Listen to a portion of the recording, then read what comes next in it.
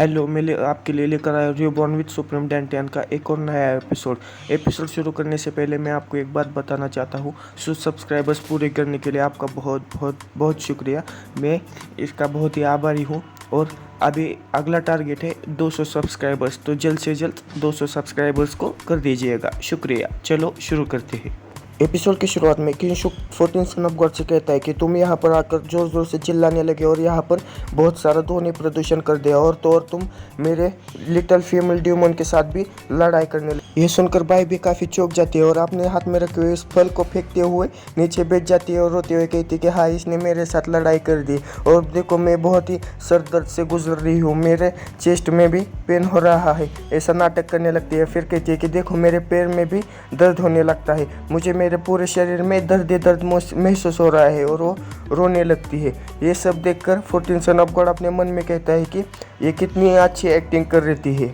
फिर 14 son of God किंशु से कहता है कि 18 सन ऑफ गॉड आपको आखिर चाहिए क्या, मैं आपको क्या दे सकता हूँ। ये सुनकर किंशु से कहता है कि तुम सब लोगों को मेरा शैनजियान चाहिए था, तो मुझे भी तुम्हारा शैनजियान चाहिए। ये बात सुनकर 14 सन ऑफ गॉड काफ़ी चौंक जाता है और डर भी जाता है और कहता है कि ये हो नहीं सकता। फिर किंशु लाओगाओ से पूछता है कि अगर हमने सन ऑफ गॉड को मारा तो यह सेक में उसके क्या परिणाम हो सकते हैं। फिर लाओगाओ किंशु से कहता है जहाँ तक मुझे पता है यह सेट के जो 18 सन ऑफ गॉड है उनके बीच में कंपटीशन चल रहा है कि आगे चलकर एम्परर कौन बनेगा और जो एम्परर ने पद छोड़ा है उस पर कौन चलेगा। और यहाँ पर जख्मी होने की भी संख्या बढ़ जाती है, तो आपको अपने स्ट्रेंथ पर रिलाई करके इस कंपटीशन को लड़ना पड़ता है। इसलिए आपको कोई भी रिस्पॉन्सिबल नहीं ठहराएगा कि आपने एक सन ऑफ गॉड को मारा है।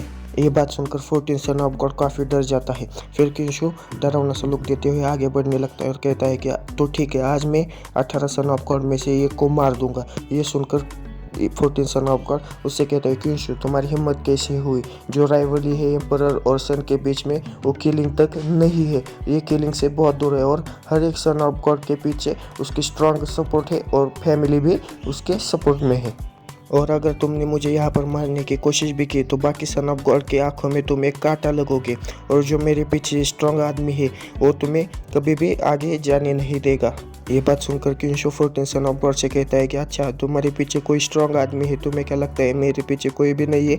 मेरे पीछे सबसे स्ट्रॉन्गेस्ट पर्सन है जो कि है एल्डरियन, तो किस में हिम्मत होगी मुझसे कॉम्पीट करने की। चलो अब समय आ चुका है। ऐसा कहकर किंशु उस न्यू एम्पल की मदद से एक और जोरदार हमला 14 सन ऑफ गॉड के ऊपर कर देता है। उस हमले को देखकर 14 सन ऑफ गॉड कहता है कि ये अच्छी बात नहीं है, और वो हमला सीधा जाकर 14 सन ऑफ गॉड को लग जाता है, जिसकी वजह से उसके मुंह से खून भी निकलने लगता है और कहता है कि किंशु तुम्हारी हिम्मत कैसे हुई मुझे मारने की, और उसके मुंह से बहुत ज़्यादा खून निकलने लगता है। फिर किंशु कहता है कि मैं 3 तक गिनूंगा, तब तक अगर तुमने तुम्हारा शैनजियान मुझे नहीं दिया तो मैं तुम्हारे टुकड़े टुकड़े कर दूंगा। फिर किंशु उल्टी गिनती करते हुए उसकी तरफ बढ़ने लगता है 3, 2, 1, और जैसे ही किंशु उस न्यू एम्पल की मदद से 14 सन ऑफ गॉड पर हमला करने वाला होता है, तभी 14 सन ऑफ गॉड कहता है कि रुको, मैं तुम्हें मेरा शैनजियान दे देता हूँ। ये सब देखकर प्रिंसेस मिंग्यो अपने मन में कहती है कि ये सच नहीं हो सकता, 14 सन ऑफ गॉड इतनी आसानी से कैसे हार सकते हैं। आखिर में किंशु ने उन्हें फोर्स कर ही दिया उनका शैनजियान उसे देने के लिए। ये सब मेरी ही गलती है, मुझे पहले से ही 18 सन ऑफ गॉड से तिरस्कार नहीं करना चाहिए था। ये बाकी सन ऑफ गॉड से काफ़ी पावरफुल है और इसने बहुत सारी चीज़ें ऐसी की है कि जो बाकी के सन ऑफ गॉड नहीं कर सकते, और किंशु बाकी की दुनिया जैसे सोचते हैं वैसा बिल्कुल भी नहीं है। फिर अगले सीन में हमें दिखाया जाता है कि 14 सन ऑफ गॉड एक जगह पर बैठकर ध्यान लगाने लगते हैं और उनके चारों तरफ गोल्डन ऑरा निकलने लगता है। बाद में हमें दिखाया जाता है कि उनके सर में से शैनजियान बाहर निकलने लगता है और वो अपने हाथों में शैनजियान को पकड़कर किंशु को दे देते हैं। फिर किंशु उस शैनजियान को अपने हाथ में पकड़ते हुए कहता है तो ये है शैनजियान, ये काफ़ी भारी है और इसमें ही ग्रेट ताओ बह रहा है, ये काफ़ी एक्स्ट्राऑर्डिनरी चीज़ है, और ये शैनजियान शरीर से बाहर उड़ कर आया है, क्या मेरे भी बॉडी में शैनजियान हो सकता है। फिर 14 सन ऑफ गॉड किंशु से कहते हैं कि आज से ये शैनजियान तुम्हारा हुआ। और किंशु, एक आदमी किसी चीज़ के लिए गिल्टी नहीं होता, लेकिन कोई ना कुछ चीज़ ऐसी होती है जिसके लिए वो गिल्टी हो जाता है। तुम्हारी करंट स्ट्रेंथ की वजह से तुम जो कर रहे हो उसके लिए तुम बिल्कुल भी वर्ती नहीं हो। आगे तुम्हारे लिए बहुत सारे खतरे आते रहेंगे, तुम अपने आप से अच्छे रहो। ऐसा कहकर वो वहाँ से जाने लगता है। तभी पीछे से किंशु उसको आवाज़ लगाते हो और कहता है कि रुको रुको, तुमने ये शैनजियान अपने बॉडी से कैसे निकाला।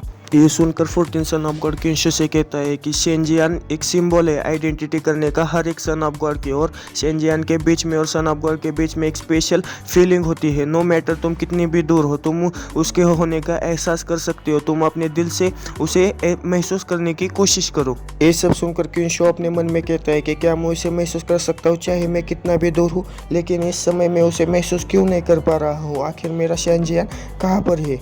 फिर अगले सीन में हमें दिखाया जाता है 14 सन ऑफ गॉड वहाँ से जाने लगता है और अपने मन में कहता है कि क्विंशु तुमने मेरा शेंजियान उस न्यूयन पल के मदद से छीन लिया है। तुमने मुझे बहुत ज़्यादा गुस्सा दिला दिया है। आखिर क्या हुआ, तुमने मेरा शेंजियान ले भी लिया तो तुम मेरे और शेंजियान के बीच में जो कनेक्शन है उसे कभी भी तोड़ नहीं पाओगे। वो शेंजियान सिर्फ मेरा है। तुम थोड़ी देर और रुक जाओ, फिर मैं तुम्हें दिखाता हूँ कि मैं अपना शेंजियान वापस भी ले लूँगा और तुमने जो मेरे ह्यूमिलेशन की है उससे मैं तुम्हारा सर जमीन पर रगड़ने के लिए कहूँगा। फिर अगले सीन में हमें क्विंशु को दिखाया जाता है जो कि अपने हाथों पर शेंजियान घुमाते हुए नाइन प्रिंसेस से कहता है कि आपने यहाँ पर कुछ कहे बिना एक बहुत बड़ा शो देख लिया, आप इसके बारे में क्या सोचती है। ये बात सुनकर प्रिंसेस मिंग्यू कुछ भी कह नहीं पाती। फिर क्विंशु कहता है कि क्या तुम बोलना नहीं चाहती या फिर बोलना चाहती हो। फिर क्विंशु अपनी कुर्सी पर से उठ खड़ा हो जाता है और कहता है तो फिर ठीक है, तुम ऐसे ही कंटिन्यू करो घुटने पर बैठकर।